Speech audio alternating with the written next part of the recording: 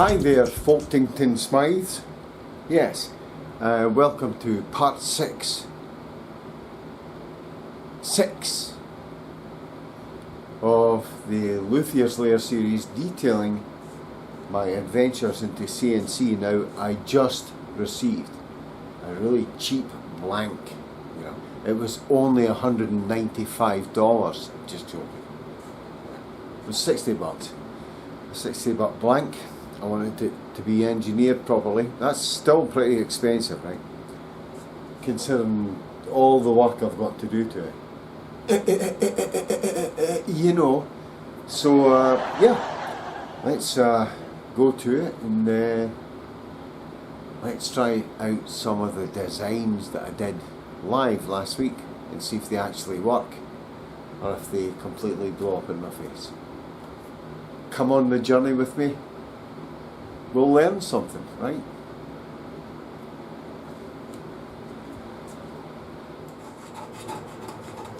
You know, I love Kind Lumber. That's they're up in Ohio, I think. That's where I get my stuff from. I can check out their shipping and stuff. I really do hate when they put labels on a perfectly planed and right-angled blank, and they'd stick a fucking label on it, and that's not going to sit level, is it? And it doesn't come off. What are you doing that for? Put it on the fucking end or something, for God's sake. Don't put it on the surface. My God, people, what are you doing? So I usually have to go through this rigmarole anyway. See, I'm getting upset now. I'm dropping the knife and everything. And this is all gluey. You know, that's 1/1000th of an inch there, man. Capish? Capish? Anyway, I'm going to pick up my blade.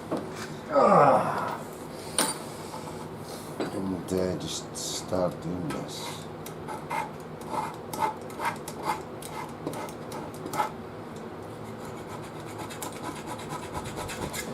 Back in a minute, okay? Cool. Okay guys, I just put the crap blank in the on the machine. I'm just gonna change the bit out to a probe bit.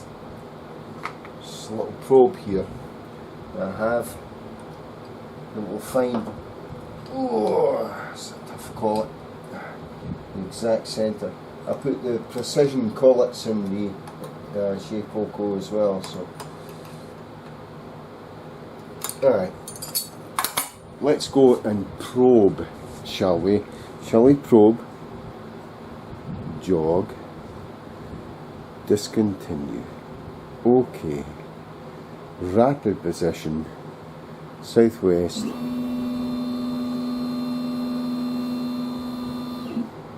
yes indeed. Now we're going to probe here. Actually, not really.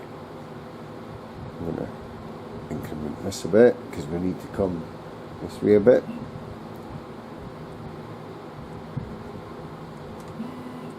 Oh no, this way. That looks good. That looks okay. Let's come down a bit.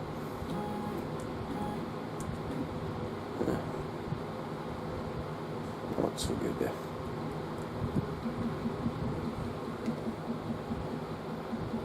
Sorry if I'm getting in your way.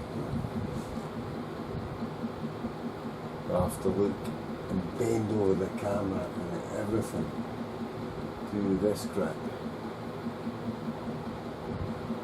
It's getting there. I think that's okay. Go up in increment. And on this X, yeah, I need to go right there. And the Z. See that going down? Oh, I really need to come that way a little bit. And then plunge down a little bit more on the Z. Okay, now we're good. So what I'm going to do here is this little tricky piece of machinery here. I will connect the dots, and I will swing this in now because I'm not going to smash the camera, and I will probe, and I think you'll, let me see if you can see that, and I'll swing it out the way once we're done so you can see the actual operation. So I'm going to choose this corner and then do begin probe. I'll just put that out of shot a little bit. I'm going to hold on to that with my finger because it has a tendency to move. So if you watch that,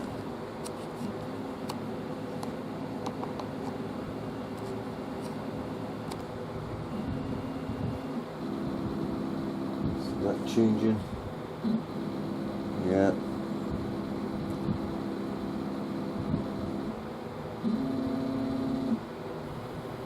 Just watch where I'm pointing.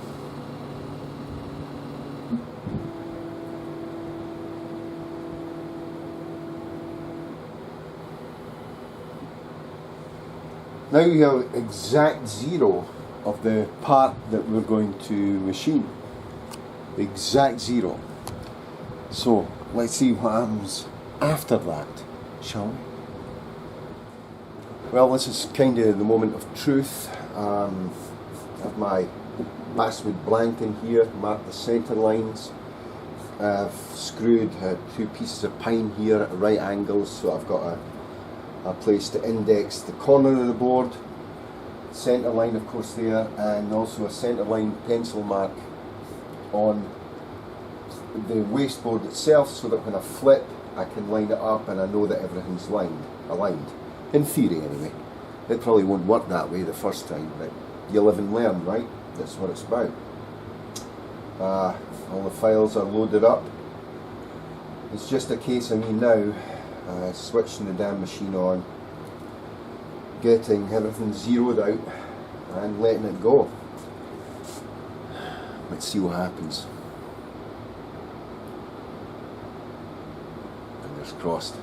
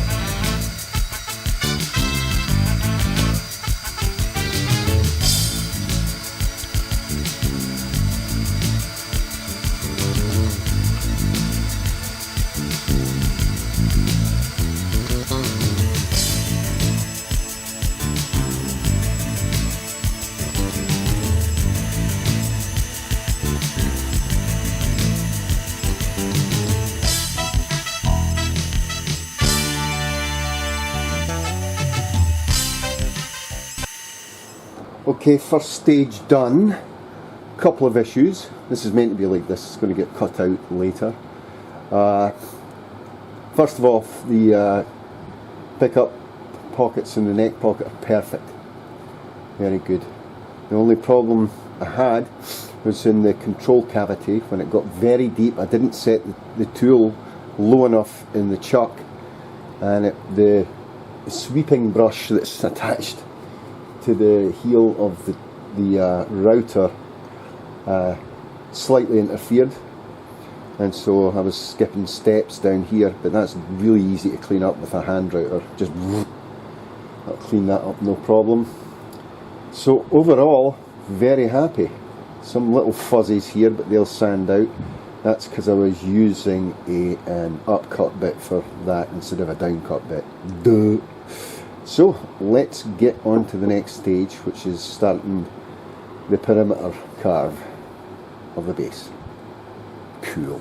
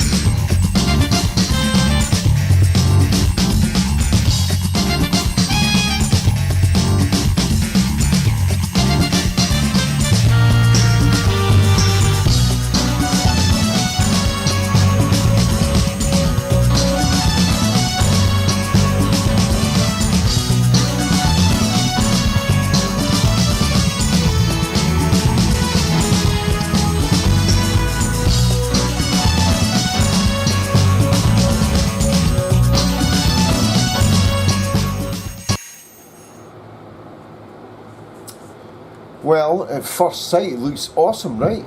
Nah, it's absolutely crap. Yes. Yeah, it's a $60 blank as well. Pretty cheap. Not bad. But you know, you live and learn. The problem on this machining, this is the first one I've ever done, of course. I'm really happy with that. It fits like a glove, you know. Ah, shit. Yeah, slight wiggle room there, which is really good. You can pick that out, no problem. I love the little jog I put in there. It just sets it off. The fillets were very good until I did the pickups, the neck, and the cavity. And that went fantastic, and that's the longest process. It took about an hour to do that on the machine. Then the second pass was a rough 3D carve of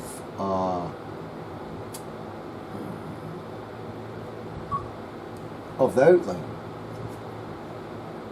What I should have done first is I should have done the contour first and then the 3D step it in and out carve, because what happened was the bit went in so freaking far. This is a ball end mill bit. Went in so far that it started bouncing around and everything. I had to pause it, and then I continued the job, and of course there was now into just a 1/10 of an inch offset to everything. So as you can see here, I don't know if you can see that. Let me zoom in a bit.